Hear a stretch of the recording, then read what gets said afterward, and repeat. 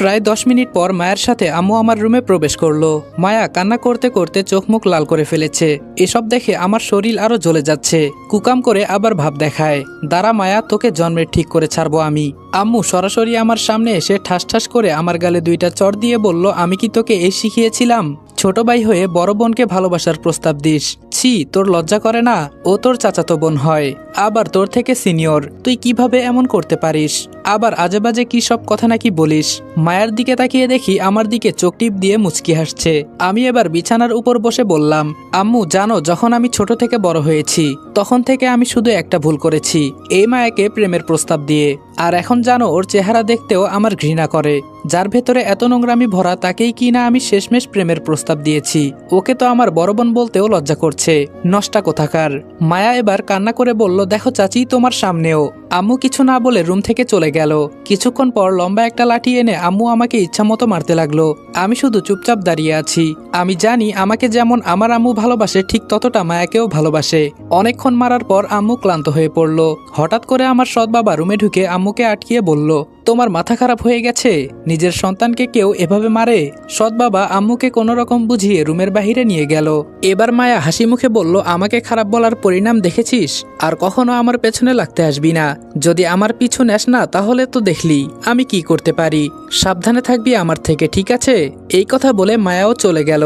শরীর থেকে শার্টটা খুলে দেখি অনেক জায়গা থেকে রক্ত বের হচ্ছে। এই সময়ে আবার রিপন কল করলো। ফোনটা রিসিভ করতেই ফোনের ওপাশ থেকে রিপন বলল, তোকে যারা যারা মেরেছে আমি সব কয়টাকে বেঁধে রেখে ইচ্ছামতো মারলাম। এখনো বাধা আছে, কিন্তু আমার মাথায় ধরছে না তোর সৎ বাবা কেন তোকে মারতে চায়। তোদের মাঝে কি কোনো ঝগড়া হয়েছে নাকি? রিপনের কথা শুনে আমি বললাম, রিপন, ওদের তুই ছেড়ে দে, আমি তোকে সবকিছু বলবো। তুই শুধু একটু অপেক্ষা কর। এখন আমাকে এটা বলতো, তুই ওদের কিভাবে ধরলি? রিপন বলল, তুই হয়তো জানিস না আমি কাদের সাথে চলাচল করি। হাত দিয়ে ইশারা করলে সব কয়টার লাশ পড়ে যেত। কৃষকের কাজ করি বলে আমাকে এতটা শান্ত মনে করিস না। আমার বেস্ট ফ্রেন্ডের গায়ে কেউ হাত দিবে, আমি কি সেটা কখনো হতে দিতে পারি বল? আচ্ছা, আজকে কি তোর বাসায় আসবো আমি বললাম, না, তার আর দরকার নেই। আজকে আম্মুর মেজাজ পুরাই গরম হয়ে আছে। ফোন রাখি, তোর সাথে পরে কথা হবে। ফোনটা রেখে চিন্তা করছি, আমি আমার ঘরেই দুধকলা দিয়ে সাপ পুষি, আর সেই সাপ আমাকে মারার চেষ্টা করছে। ছাড়বো না আমি কাউকে। এসব চিন্তা করতে করতে আয়নার সামনে চলে গেলাম। আয়নার সামনে গিয়ে দাঁড়িয়ে দেখি শরীরের অনেক জায়গা থেকে রক্ত পড়ছে। আম্মু যখন রেগে যায় তখন তিনি তার রাগ কন্ট্রোল করতে পারে না, কিন্তু আজকে যে মায়া মিথ্যা বলে আমাকে এভাবে মার খাওয়ালো।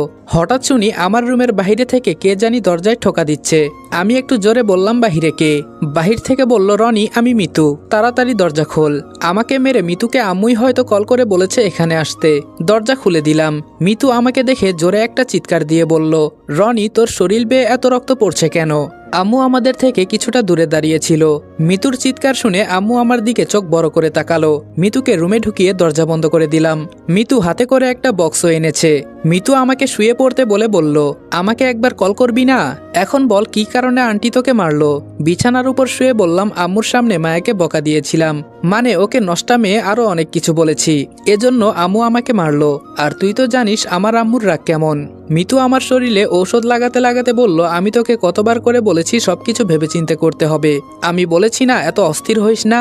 মায়া যদি সত্যি এরকম করে থাকে তাহলে আমরা মিলেমিশে পরামর্শ করে সিদ্ধান্ত নিব। আমরা কি ছিলাম না? আমি বললাম, বাদ দে মিতু, আমার এখন এসব কথা শুনতে ভালো লাগছে না। তুই হাসপাতালে চলে যা, পরে আবার আমার জন্য তুই বকা খাবি। মিতু বলল, আরে রাখ তোর হাসপাতাল, তোর কি মনে হয় এইদিকে আমার ফ্রেন্ড অসুস্থ আর আমি হাসপাতালে যাব? চাকরি গেলে যাবে। মিতুর দিকে তাকিয়ে বললাম, তোদের মতো বেস্ট ফ্রেন্ড আছে দেখে আজও বেঁচে আছি, না হলে কোন দিনই মারা যেতাম। মিতু বলল, হয়েছে হয়েছে, আর পাম দিতে হবে না। বাহির থেকে স্পষ্টভাবে আম্মুর কান্নার শব্দ শোনা যাচ্ছে। মিতু আমার মাথায় হাত দিয়ে বলল, ঘুমানোর চেষ্টা কর, একটু ভালো লাগবে। আর একটা কথা, আচ্ছা যা পরে বলবো, তবে একটা সুখবর আছে, জানিস কি? আমি বললাম, কি বলবি বল। মিতু সবকিছু গোছাতে গোছাতে বলল, আমরা যখন আসছিলাম তখন রাস্তায় জ্যাম ছিল না, তোর কি মনে আছে? আমি বললাম, আসার সময় বলেছিলি একটা মেয়ের জন্য জ্যাম লেগেছে। এখন কাহিনী বল, কি হয়েছে? মিতু বলল, যে মেয়ের কারণে রাস্তা ব্লক ছিল সেই মেয়েকে বিশ্বের প্রথম সুন্দরী হিসেবে ঘোষণা করা হয়েছে। আর এই মেয়েটা মূলত আমাদের বাংলাদেশের। ওর বাবার এত টাকা পয়সা যে 100 জন মিলে সারাদিন গুনে ওর বাবার টাকা ফুরাতে পারবে না। আর আমাদের গ্রামটাকে ওরা দেখতে এসেছে। কালকে এই জায়গায় মেয়েটা আসবে। দেশ বিদেশে থেকে অনেকেই আসছে ওকে দেখার জন্য। আমি তো মনে করি এই মেয়েকে আমি একবার দেখতে পারলে নিজেকে সৌভাগ্যবান মনে করব। তুই যাবি কি দেখতে? ইস, আমি বললাম হয়েছে হয়েছে, তোকে আর বলতে হবে না। কোথায় থেকে কোন মেয়ে এসে বলেছে বিশ্বসুন্দরী, তাতেই তুই পাগল হয়ে গেলি। তুই কি কম সুন্দরী? তাহলে আমিও তো তোকে বিশ্বসুন্দরী বলতে পারি। মিতু লজ্জা পেয়ে বলল, যাহ, তুই যে কি বলিস না। এখন ঘুমা, আমাকে আবার হাসপাতালে যেতে হবে। আর আন্টির সামনে কিন্তু কিছু বলবি না। আমি বললাম বলতে হবে না। মিতু আমার চুলে বিলি কেটে দিতে দিতে বলল, আমাদের না বলে যদি কিছু করেছিস তাহলে তোর খবর আছে, মনে রাখিস।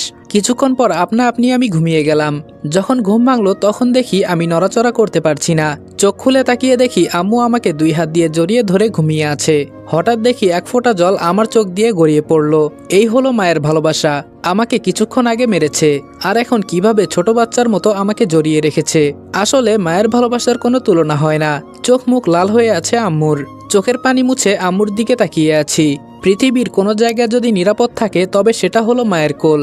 সন্তানের জন্য নিজে গুলি খাবে, তাও সন্তানকে মরতে দিবে না। আম্মু চোখ খুলে আমার দিকে তাকিয়ে আমার গালে একটা চুমু দিয়ে বলল, আমার উপর রাগ করেছিস বাবা? আমি বললাম, ধুর আম্মু, কি বলো? মা যদি ছেলেকে না মারে তাহলে কে মারবে? আম্মু উঠে আমার হাত ধরে ওয়াশরুমে নিয়ে গিয়ে সুন্দর করে গোসল করিয়ে দিয়ে বলল, কাউকে যদি পছন্দ না হয় দূরে থাকবি, আর যেন আমি এমন কিছু না শুনি। আর মিতু যে ওষুধগুলো দিয়ে গেছে সেগুলো ঠিক মতো খাবি, তাহলে তাড়াতাড়ি তুই সুস্থ হয়ে যাবি। এখন আমি ওষুধ লাগিয়ে দেই, এইদিকে আয়। আমি মাথা নেড়ে সম্মতি দিয়ে বললাম, ঠিক আছে আম্মু। রুমে গিয়ে আম্মু ওষুধ লাগিয়ে দিল। কিছুক্ষণ পর খাবার খেলাম, কিন্তু কোথাও মায়াকে দেখতে পেলাম না। এখন বাজে রাত প্রায় 11টার মতো। ছাদের এক কোনায় দাঁড়িয়ে আছি। হঠাৎ কারো কাশির আওয়াজে পেছনে তাকালাম। পেছনে তাকিয়ে দেখি মায়া দাঁড়িয়ে আছে। আমি কিছু না বলে চুপচাপ দাঁড়িয়ে আছি। মায়া আমার সামনে এসে বলল, কি অবস্থা তোর? আমি হাসি দিয়ে বললাম, দেখ মায়া, আমি তোকে এখন কিছু বলছি না, আমাকে বিরক্ত করিস না, প্লিজ চলে যা এখান থেকে। মায়া বলল, বাবা, এতটা রাগ আমার উপর? আচ্ছা বলতো, আমি কি তোর বোন না? এসব কথা বলতে কি তোর একবারও মুখে বাঁধলো না? আমি বললাম, একজন 20 বয়সী যুবতী মেয়ে আর 25-এর ঊর্ধ্বে একজন পুরুষ, তারা যখন সবকিছু ভুলে ভালোবাসার সম্পর্ক করে তখন কি তাদের লজ্জা লাগে না? নাকি তারা বাহিরেও এসব করে বেড়ায়? আমার কথা শুনে এবার মায়া 2 পা পিছিয়ে গিয়ে বলল, মানে তুই কি বলছিস এসব? আমি বললাম, না মানে এমনি বললাম আর কি। কানার তো আবার মনে মনেই জানা আমি জেগে আছি বলে হয়তো অনেক মানুষ বিরক্ত হচ্ছে, তারা তাদের কাজ করতে পারছে না। ছি, মনটা চাইতেছে গুলি করে মেরে ফেলি। মায়া ধপ করে আমার কথা ঘুরিয়ে বলল, রনি, আমি তোকে এখানে একটা কথা বলতে এসেছি। আমি বললাম, কি আর বলবি? যদি বলতেই চাস বলে দে, না হলে এখান থেকে যা, আমাকে বিরক্ত করিস না। মায়া মাথা নিচু করে বলল, আসলে কথাটা হলো আমি তোর প্রেমে পড়ে গেছি। কখনো ভাবি নাই আমি আমার ছোট ভাইয়ের প্রেমে পড়ব। আই লাভ ইউ চাচাতো ভাই। যে আমি কিছু বলতে যাব তখন মায়া বলল, এখন না, এই উত্তরটা আমি সকালে জানতে চাই। আমি অপেক্ষা করব তোর জন্য। আর বিকালে মার খাওয়ানোর জন্য সরি, মাফ করে দিস। ভালোবাসার জন্য মাঝে মাঝে এমন পরীক্ষা দিতেই হয়, আর সেই পরীক্ষায় তুই পাশও করলি। আমি এখন আসি, ঠিক আছে? উত্তরের অপেক্ষায় থাকবো। এই বলে মায়া চলে গেল। এবার একটা জিনিস আমার নজরে পড়লো, তাই তাড়াতাড়ি মিতুকে কল দিলাম। মিতু ঘুম ঘুম চোখে ফোন রিসিভ করে বলল, এত রাতে কল দিলি কেন? কি হয়েছে? আমি বললাম, সকালে আমাদের এখানে যে বেসরকারি হাসপাতাল আছে না, ওখানে যাবি, গিয়ে দেখবি মায়া নামের কোনো এক রোগী এসেছিল নাকি। যদি এসে থাকে আমাকে সেই রিপোর্টগুলো দিবি, ঠিক আছে? মিতু বলল, হঠাৎ এত রাতে এসব কথা যে বললি? আমি বললাম, কারণ মায়া কিছুক্ষণ আগে আমাকে প্রপোজ করে গেছে। আমি জানি ওরা আমাকে নিয়ে কোনো গেম খেলছে। থাক, আর তোকে বিরক্ত করে লাভ নেই, যেটা বললাম সেটা করবি, বাকি কথাগুলো সকালে বলবো, ঠিক আছে? তুই এখন ঘুমা। মিতু বলল, আরে শোন। আমি বললাম, সকালে বলিস, কেমন? এই বলে ফোনটা রেখে দিলাম। সকালে ঘুম থেকে উঠে দেখি আম্মু কফি হাতে দাঁড়িয়ে আছে। আমি তাড়াতাড়ি বিছানা থেকে লাফ দিয়ে উঠে আম্মুর হাত থেকে কফির মগটা নিয়ে বললাম, আরে আম্মু, তুমি সকাল সকাল কষ্ট করে কফি নিয়ে আসলে কেন? যদি দরকার হতো আমি নিজেই বানিয়ে নিতাম, তুমি আবার কষ্ট করে। আম্মু আমাকে থামিয়ে বলল, হয়েছে হয়েছে, তোর আর কিছু বলতে হবে না, এখন ফ্রেশ হয়ে আয়। আমি যাই, আমার অনেক কাজ পড়ে আছে। এই বলে আম্মু চলে গেল। ফ্রেশ হয়ে কফি হাতে নিয়ে খেতে লাগলাম। হঠাৎ মনে হলো যেন কেউ একজন আড়াল থেকে হাসছে। আমি দরজার কাছে গিয়ে বললাম, কে বাহিরে? এবার মায়া আমার সামনে এসে বলল, আমি। আর তোর কফি কিন্তু আমিও খেয়েছি যখন তুই ওয়াশরুমে ছিলি। কেমন হলো বলতো বিয়ের আগেই? মায়া আর কিছু বলার আগে কফির মগটা হাত থেকে নিচে ফেলে দিয়ে বললাম, ওয়াক থু, আমার তো এখন বমি আসছে। ভাগ্য ভালো যে সকালে তেমন কিছু খাই নাই।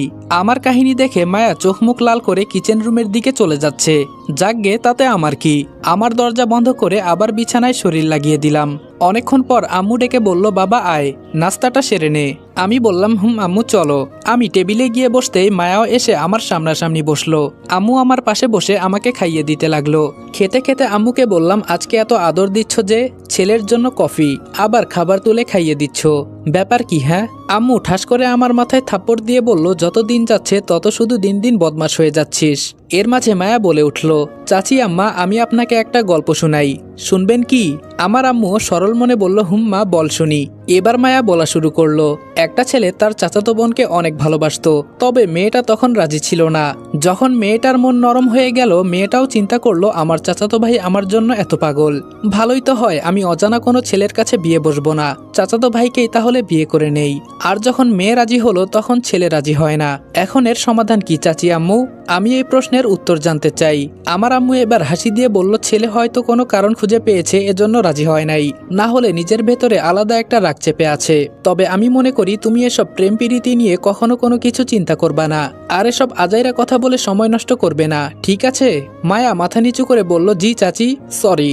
আমি মনে মনে বললাম, যাক আম্মু তাহলে ভালোই একটা কথা বলেছে। আসসালামু আলাইকুম এভরিওয়ান। তোমাদের আশেপাশে তোমাদের ফ্রেন্ড সার্কেল অথবা তোমাদের রিলেটিভদের ভিতরে যারা গল্প পছন্দ করে তাদেরকে শেয়ার করে দিবা গল্পটা। যেহেতু তোমাদেরকে এন্টারটেইন করার জন্য আমরা এত কষ্ট করে থাকি, সেহেতু তোমাদের কাছে এতটুকু আবদার করতেই পারি। আর আমি মনে করি আমার ভাই ব্রাদারের কাছে এগুলো কোনো কিছুই না। আর হ্যাঁ, 1 নাম্বার পর্বে কিছু প্রবলেমের কারণে তোমরা অনেকেই ভিডিওটা দেখতে পারো নাই। তো ভিডিওটা দেখার জন্য ফার্স্টে তোমরা ভিডিওতে ক্লিক করবা, এরপরে কন্টিনিউ অপশন আসলে সেখানে কন্টিনিউ করে দিবা।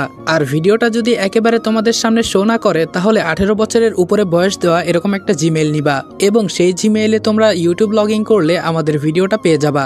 মূলত ভিডিওতে এজ রেস্ট্রিকশন পড়ার কারণে এই প্রবলেমটা হচ্ছে, আশা করি বুঝতে পারছো।